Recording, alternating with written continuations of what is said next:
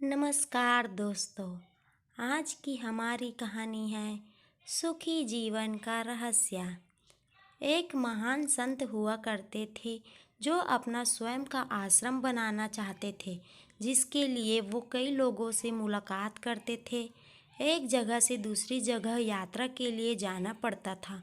इसी यात्रा के दौरान उनकी मुलाकात एक साधारण सी कन्या विदुषी से हुई। विदुषी ने उनका स्वागत किया और संत से कुछ समय कुटिया में रुककर आराम करने की याचना की। संत उसके मीठे व्यवहार से प्रसन्न हुए और उन्होंने उसका आग्रह स्वीकार किया। विदुषी ने संत को अपने हाथों का स्वादिष्ट भोज कराया और उनके विश्राम के लिए खटिया पर एक दरी बिछा दी और खुद फर्श टाट बिछाकर सो गई। विदुषी को सोते ही नींद आ गई। उसके चेहरे के भाव से पता चल रहा था कि विदुषी चैन की सुखद नींद ले रही है। उधर संत को खाट पर नींद नहीं आ रही थी। उन्हें मोटे नरम गद्दे की आदत थी जो उन्हें दान में मिला था। वो रात भर विदुषी का सोच रहे थे कि वो कैसे इस कठोर जमीन पर इतने चैन से सो सकती है। दूसरे दिन सवेरा होते ही संत ने विदुषी से पूछा कि तुम कैसे इस कठोर धरा पर इतने चैन से सो रही थी। तब उसने बड़ी सरलता से उत्तर दिया, हे गुरुदेव, मेरे लिए मेरी ये छोटी सी कुटिया एक महल के समान ही भव्य है। इसमें मेरे श्रम की महक है। अगर मुझे एक समय भी भोजन मिलता है तो मैं खुद को भाग्यशाली मानती हूँ। जब दिन भर के कार्यों के बाद मैं इस धरा पर सोती हूँ तो मुझे माँ की गोद का आत्मीय एहसास होता है। मैं दिन भर के अपने सत्कर्मों का विचार करते हुए चैन की नींद सो जाती हूँ। मुझे एहसास भी नहीं होता कि मैं इस कठोर धरा पर हूँ।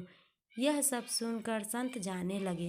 तब विदुषी ने पूछा, हे गुरुवर, क्या मैं भी आपके साथ आश्रम के लिए धन एकत्र करने चल सकती हूँ?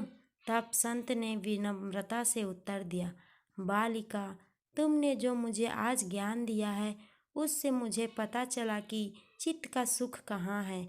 अब मुझे किसी आश्रम की इच्छा नहीं रह गई। यह कहकर संत वापस अपने देश लौट गए और एकत्र किया धन उन्होंने गरीबों में बांट दिया और स्वयं एक कुटिया बनाकर रहने लगे। दोस्तों, इससे शिक्षा यही मिलती है कि आत्म शांति एवं संतोष ही सुखी जीवन का रहस्य है। जब तक इंसान को संतोष नहीं मिलता वो जीवन की मोह माया में फंसा ही रहता है और जो इस मोह माया में फंसता है उसे कभी चैन नहीं मिलता।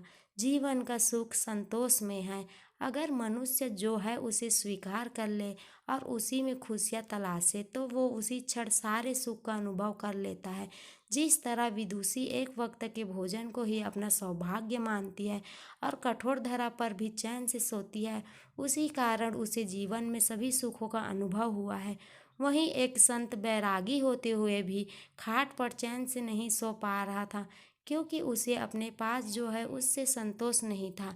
जिस दिन उसने यह सत्य स्वीकार लिया, उसे एक कुटिया में भी अपार शांति का अनुभव होने लगा। यह कथा सुखी जीवन का रहस्य कहती है। अगर आपको यह कहानी अच्छी लगी तो प्लीज़ चैनल को सब्सक्राइब करें, मेरे इस स्टोरी को लाइक शेयर एवं कमेंट करें और घंटी पर ज़रूर क्लिक करें ताकि जब भी मैं नई स्टोरी बनाऊं आप तक सबसे पहले पहुंचे। Thank you.